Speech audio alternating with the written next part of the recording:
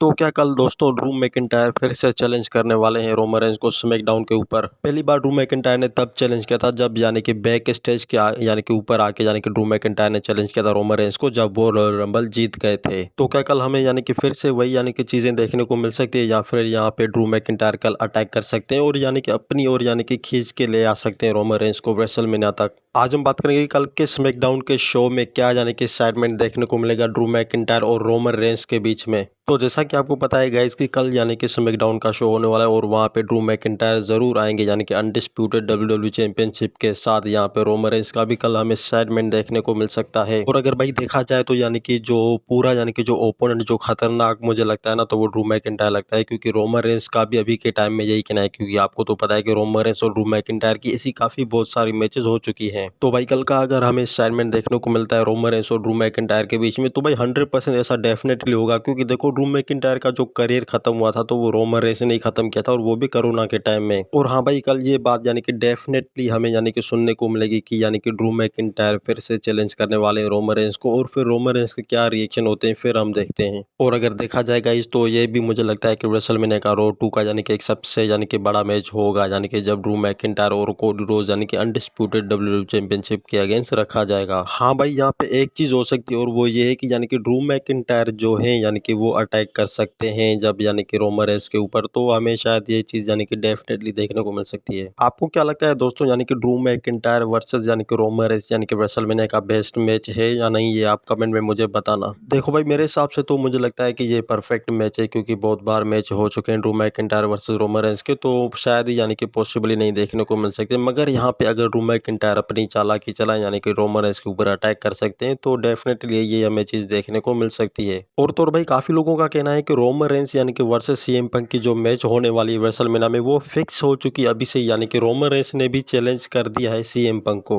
और तो और भाई ज्यादातर के जो यानी कि डिमांड्स होती हैं क्राउड को लेकर के, तो यहाँ पे क्राउड भी यानी कि वही डिसीजन करता है कि यानी कि रेसलमेनिया का जो सबसे बड़ा 42 का मैच हो तो वो CM Punk versus Roman Reigns का हो। अब देखो भाई रोमन रेंज ने भी यानी कि सीएम पंक को कह दिया है कि रेसलमेनिया की मेरी यानी कि वो सबसे बड़ी नाइट होगी और वो यानी कि जो नाइट होगी स्पेशल होगी मेरे लिए, क्योंकि तुम मुझे एक्नॉलेज करोगे और तुम्हारी जो चैंपियनशिप है वो मेरे पास भी आएगी। अब इसे तो भाई साफ साफ पता चलता है कि रोमन रेंज यानी कि या मुझे लगता है कि यानी कि वो एक्नॉलेज करवा सकते हैं सीएम पंक से, और जो अपनी यानी कि वर्ल्ड हैवीवेट चैंपियनशिप है वो भी यानी कि उसको बहुत ही आसानी से पा सकते हैं रेसलमेनिया के रो 2 में। लेकिन भाई इसके बाद क्या होगा मुझे नहीं पता, क्योंकि देखो सीएम पंक अभी के टाइम में यानी कि डब्ल्यूडब्ल्यू का सबसे बेस्ट हिस्ट्री वाला बंदा अभी के टाइम है। अगर ये चैंपियनशिप वो हार जाते हैं यानी कि पूरी तरीके से रोमन रेंज से, तो भी तो मुझे लगता है कि कोई भी यानी कि डब्ल्यूडब्ल्यू को फर्क नहीं पड़ने वाला है, क्योंकि अभी के टाइम जो यानी कि चीजें चल रही है तो वो सब कुछ रोमन रेंज के लिए ही चल रही हैं। आखिरी बात मैं आपसे कहना चाहता हूँ भाई, देखो दोस्तों मुझे लगता है यानी कि Drew McIntyre versus Roman Reigns की मैच हो सकती है, क्योंकि आपको तो पता है कि जब